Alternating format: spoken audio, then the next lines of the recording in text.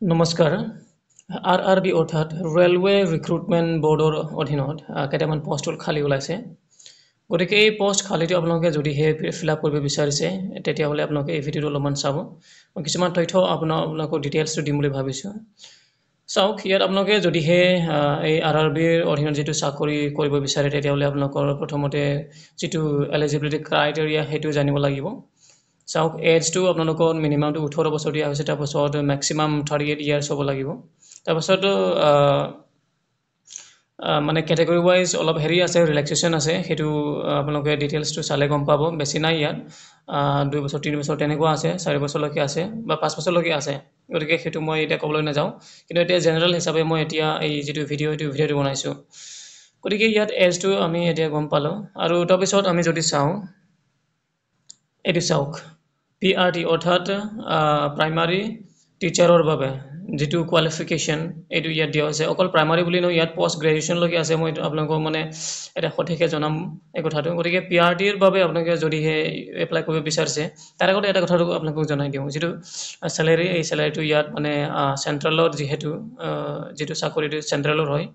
গতিকে আপোনালোকৰ দৰমহাটো ইয়াত বহুত আছে আমাৰ অসমৰ দৰে নহয় ইয়াত আপোনালোকৰ যিটো আৰম্ভণি PRT মানে প্ৰাইমাৰী টিচাৰবোৰৰে 50+ হয় মানে 60 পাওঁ হৈ যায় মানে নেট চেলাৰিটো কৈছোঁ ইন হেণ্ড চেলাৰি ইমান আহে মানে 56 57 তেনেকুৱা আহিব আৰু তাৰ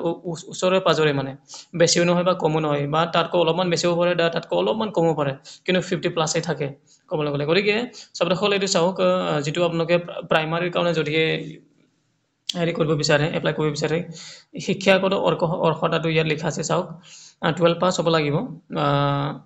উইথ 50% কিছুমানৰ হেৰি থাকে মানে কেটেগৰি ৱাইজ 5% মিনিমাম মানে বা ডিক্ৰিজ কৰি দিয়া হয় মানে কম কৰি দিয়া হয় বা 45 এইটো মই মানে চবৰ বাবে কৈ দিছোঁ 50% থাকিব লাগিব মিনিমাম তাৰপিছত 2 ইয়াৰ ডিপ্ল'মা ইন এলিমেণ্টেৰী এডুকেশ্যন সেইটো মানে DLED আৰু মানে DLED থাকিব লাগিব কথাটো সেইটো মানে হেৰি কাৰণে দেই PRT প্ৰাইমাৰী লোৱাৰ প্ৰাইমাৰীৰ বাবে তাৰপাছত 2 নম্বৰত যদি সেইটো নাই তেতিয়াহ'লে কি হ'ব লাগিব আপোনালোকৰ 12 পাছ উইথ 45% এণ্ড 2 ইয়াৰ ডিপ্ল'মা ইন এলিমেণ্টেৰী এডুকেশ্যন এইটো চাওক মই অথনি কৈছিলোঁ নহয় এইটো যিটো 2 নম্বৰ দিয়া হৈছে সেইটো হ'ল কেটেগৰীবোৰৰ কাৰণে যেনেকৈ ST SC তেওঁলোকৰ বাবে 45 ইয়াৰ্ছ হ'লে 45% হ'লেও হ'ব মানে সেইটো ক্লাছ 12ত পাৰ্চেণ্টটো সিমান হ'লেও হ'ব কিন্তু কথাটো এইটো যে আপোনালোকে এপ্লাই কৰিলেই পাব সেইটো কথা নহয় কাৰণ ইয়াত চিলেকশ্যন প্ৰচিজাৰটো অলপমান দীঘলীয়া হয় অলপমান টানো হয় KBSৰ দৰে গতিকে এইটো মই অলপ পিছত আপোনালোকক কৈ আছোঁ এইটো প্ৰথমতে এইটো চাই যাব মানে PRTৰ বাবে আপোনাৰ যিটো শিক্ষাগত অৰ্হতা সেইটো কিমান হ'ব লাগিব এইটো মই আপোনালোকক জনাই আছোঁ তাৰপিছত এইটো চাওক 12 পাছ বা BLED 12 পাছ উইথ 50% বা BLED যিটো আমি বেচেলাৰ অফ এলিমেণ্টেৰী এডুকেশ্যন বুলি কয় যিটো নতুনকৈ হেৰি হৈছে সেইটো মানে লাগিব য'ত নেকি 4 ইয়াৰ্ছ যিটো কৰ্চটো 4 ইয়াৰ্ছ পঢ়ি পিনি যিটো BLED সেইটো পোৱা যায় সেইটো থাকিব লাগিব বা 12 pass with 50% diploma in education যিটো DED বুলি কয় স্পেচিয়েল এডুকেশ্যনক সেইটো 2 বছৰো হ'ব লাগিব কিন্তু সেইটো লগতে 12 পাছ উইথ 50% মাৰ্কছ এইটো হ'ব লাগিব বা সেইটো যদি নহয় তেতিয়াহ'লে আপোনাৰ কি হ'ব লাগিব গ্ৰেজুৱেশ্যন হ'ব লাগিব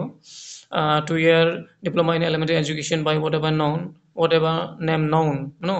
মানে গ্ৰেজুৱেশ্যন হ'ব লাগিব উইথ ডিপ্ল'মা মানে DLED গ্ৰেজুৱেশ্যন উইথ DLED হ'ব লাগিব মানে 5 নম্বৰ আকৌ 6 নম্বৰ যদি চাওঁ graduation with at least 50% marks and bachelor of education মানে এইটো চাওক BEd এইটো যিটো BEd সেইটো UP লেভেলৰ কাৰণে মানে বস্তুটো ক'বলৈ গ'লে ঠিক আছে মানে আপাৰ প্ৰাইমাৰীৰ বাবে আৰু PRT বুলি দুটা আহি যায় লোৱাৰ প্ৰাইমাৰী আৰু আপাৰ প্ৰাইমাৰী গতিকে আপাৰ প্ৰাইমাৰীৰ বাবে কি লাগিব BEd উইথ গ্ৰেজুৱেশ্যন গতিকে গ্ৰেজুৱেশ্যনত কিমান লাগিব 50% লাগিব সেইটো মানে ইয়াতে দিয়া হৈছে তাৰপিছত আমি যদি অলপমান আগুৱাই চাওঁ এইটো পষ্ট গ্ৰেজুৱেশ্যন উইথ মিনিমাম 55% এইটো পষ্ট গ্ৰেজুৱেশ্যনটো হ'ল আপোনাৰ পষ্ট গ্ৰেজুৱেট টিচাৰৰ বাবে মানে মিনিমামটো দিয়া হৈছে 55 মাৰ্কছ তাৰপাছত BEd বা MEd যিকোনো এটা থাকিব লাগিব ইণ্টিগ্ৰেটেড বুলি কৈছে কিন্তু ইণ্টিগ্ৰেটেড হ'ব লাগে বুলি কথাটো নহয় মানে যদিও আপোনালোকে মানে বেলেগে কৰিছে পষ্ট গ্ৰেজুৱেশ্যনটো আৰু লগতে BEd বা MEdটো তেতিয়াও মানে চলি যাব এইটো ঠিক আছে সেইটো তাৰপাছত 8 নম্বৰ দিয়া হৈছে পাছ ইন টিচাৰ এলিজিবিলিটি চবতে লাগিব এইটো মানে ক'বলৈ গ'লে টেটটো লাগিব চিটেটে হওক বা এষ্টেটে হওক যিকোনো এটা লাগিব কথাটো সেইটো তাৰপাছত 9 নম্বৰত যদি অলপমান চাওঁ ইয়াত দিয়া আছে যেহেতু এই চাকৰিটো বা এই হেৰিটো টিচিং যিটো পষ্ট ন এইটো ভেকেঞ্চি এইটো ইংলিছ মিডিয়াম বা হিন্দী মিডিয়ামৰ বাবে গতিকে আপোনালোকে ইয়াত টিচিং যিটো আপোনাৰ হেৰি কম্পিটেঞ্চি সেইটো আপোনালোকৰ ইংলিছ মিডিয়ামত বা হিন্দীত যিকোনো এটাত পঢ়াব পৰা হ'ব লাগিব কথাটো সেইটো মানে হিন্দী বা ইংলিছ যিকোনো এটাত ইয়াত আছামিছৰ হেৰি নাই মানে প্ৰয়োজনীয়তা নাই আৰু লগতে যিটো হেৰি এইটো চাওক relaxation up to 5% in educational qualifying marks shall be allowed to the candidates belonging to আপোনালোকৰ যিটো অথনি মই কৈছিলোঁ নহয় 5% মানে ৰিলেক্সেশ্যন দিয়া হ'ব মানে যিটো আপোনাৰ এডুকেশ্যনেল কোৱালিফিকেশ্যন ন এইটো হেৰি কি কোৱা হয়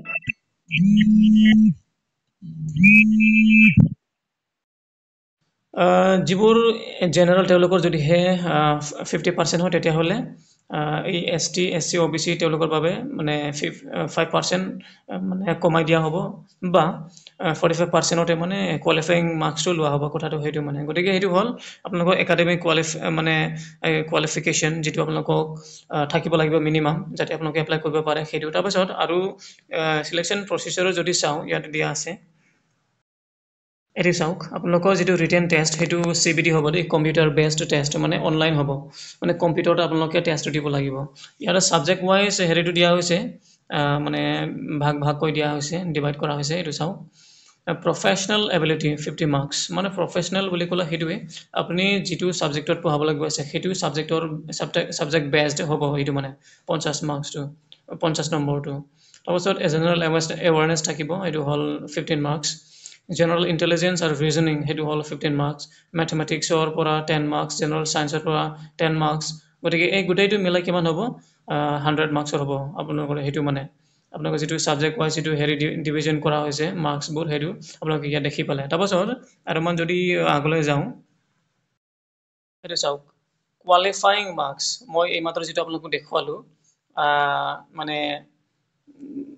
যিটো ছাবজেক্ট ৱাইজ ডিভিজন যিটো দেখুৱালোঁ সেইটোৰ যিটো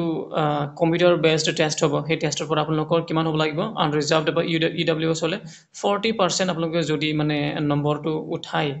100ৰ পৰা যদিও 40 উঠায় তেতিয়াহ'লে কোৱালিফাইং মাৰ্কছটো তেওঁলোকে মানে লৈ ল'ব আৰু ST আৰু OBC ৰ বাবে কি 30% লোৱা হৈছে আৰু STৰ বাবে চৰি SC OBC ৰ বাবে নন ক্ৰিমি ঠিক আছে তেওঁলোকৰ বাবে কিমান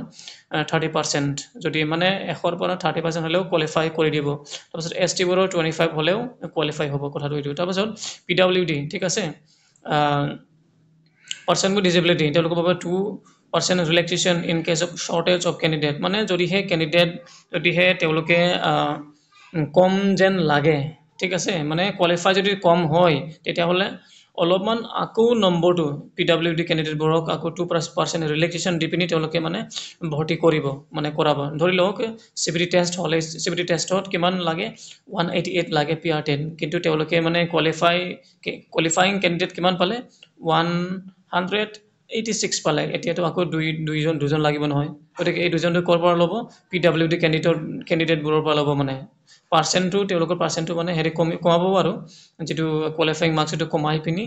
তেওঁলোকক মানে লৈ ল'ব কথাটো সেইটো এই দুজনটো লৈ ল'ব তেনেকুৱা বিধৰ তেওঁলোকে চিলেকশ্যন প্ৰচেছটো ৰাখিছে তাৰপিছত ৰিটেন টেষ্ট হোৱাৰ পিছত আপোনালোকৰ কি হ'ব কল লেটাৰ ফৰ ইণ্টাৰভিউ আহিব ঠিক আছে ইণ্টাৰভিউৰ বাবে আৰু এই ইণ্টাৰভিউত আপোনালোকৰ কি হ'ব আপোনালোকক বহুতো প্ৰশ্ন সুধিব ইণ্টাৰভিউ লৈ পিনি তাৰপাছত আপোনালোকক এই ইণ্টাৰভিউৰ জৰিয়তে আপোনালোকক টিচিং স্কিলটো টেষ্ট ল'ব মানে আপোনালোকক মানে এটা ক্লাছ কৰিবলৈ দিব তাৰপাছত এই ক্লাছৰ ভিত্তিতে আপোনালোকৰ চিলেকশ্যনটো হ'ব যদি এই ক্লাছত ধৰি লওক আপোনাৰ CBT যিটো কম্পিউটাৰ টেষ্ট হৈছিলে ৰিটেনত যদিহে আপোনালোকে নম্বৰটো যদিও আপোনালোকে 100ৰ ভিতৰত 100ও পায় কিন্তু যদিহে এই ইণ্টাৰভিউ আৰু টিচিং স্কিল টেষ্টত যদিহে আপোনালোকৰ পাৰফৰ্মেঞ্চটো যদি পুৱাৰ হয় যদি ভাল নহয় তেতিয়াহ'লে আপোনালোকৰ চিলেকশ্যনটো নহ'ব যদিও আপুনি 100ৰ ভিতৰত 100 পায় ৰিটেন টেষ্টত কথাটো সেইটো গতিকে এইটো অলপমান মনত ৰাখিব তাৰপিছত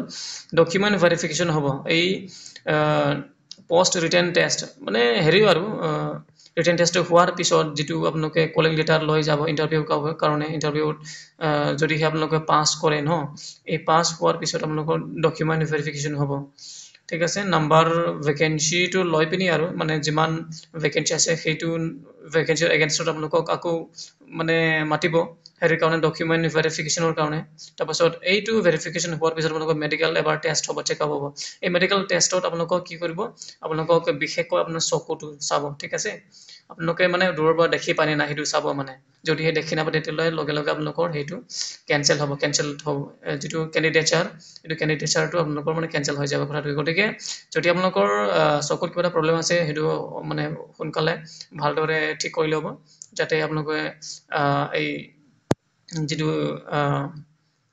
মানে মেডিকেল চেকআপ তাত যাতে আপোনালোকৰ কেনচেল নহয় নামটো কেণ্ডিডেটচাৰটো গতিকে সেইটোৱে আছিলে যিসকলে RRB অৰ্থাৎ ৰেলৱে ৰিক্ৰুটমেণ্ট বৰ্ডৰ আণ্ডাৰত চাকৰি কৰিব বিচাৰিছে আপোনালোকে এতিয়া যিহেতু এপ্লিকেশ্যনটো চলি আছে আপোনালোকে এতিয়া এপ্লাই কৰিব পাৰিব ফিটো যদি জানিবলৈ মন যায় যদি কেটেগৰী হয় তেতিয়াহ'লে 250 আছিলে আৰু যদি জেনেৰেল হয় তেতিয়াহ'লে তেওঁলোকৰ 300 নে 400 চামথিং কিবা এটা তেনেকুৱা আছিলে মানে অলপমান মানে মেক্সিমাম 500 আছিল নেকি মোৰ একজেক্টলি মনত নাই আপোনালোকে যদি এপ্লাই কৰে তেতিয়া গম পাব কিন্তু পইচাৰ কথা নহয় ইয়াত আপোনালোকে যিমানে নহওক আপোনালোকে যদি এপ্লাই কৰিব বিচাৰিছে এপ্লাই কৰক কাৰণ এইটো যিটো পষ্ট এইটো যদিহে পায় চাকৰি যদি পায় আপোনালোকৰ দৰমহাটো বহুত হয় আমাৰ যিটো অসম চৰকাৰৰ যিটো দৰমহা তাৰ দুগুণ হয় আৰম্ভণিতে দুগুণ হয় আমাৰ অসম চৰকাৰৰ বৰ্তমান কিমান পায় আৰম্ভণিতে 30,000 চামথিং পায় ন 30,000 পায় গতিকে তেওঁলোকৰ যিটো দৰমহা সেইটো যিহেতু চেণ্ট্ৰেল পে হয় ন গতিকে তেওঁলোকৰ দৰমহাটো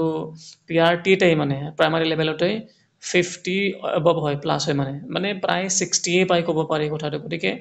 সাজু হোৱা আপোনালোকে এতিয়া মানে সাজু হ'ব পাৰিব এপ্লাই কৰি তাৰপাছত প্ৰেক্টিছ কৰিব আৰু যাতে আপোনালোকে হেৰিটো পাই চাকৰিটো পাই যায় গতিকে ধন্যবাদ ইয়াকে কৈ মই মোৰ এই চমু ভিডিঅ'টো সামৰিছোঁ আৰু ভিডিঅ'টো লাইক কৰিব শ্বেয়াৰ কৰিব আনৰ লগত আৰু চেনেলটো ছাবস্ক্ৰাইব কৰিব যাতে আপোনালোকৰ বাবে এনেকুৱা নতুন নতুন ভিডিঅ' বা খবৰ আনি থাকিব পাৰোঁ ধন্যবাদ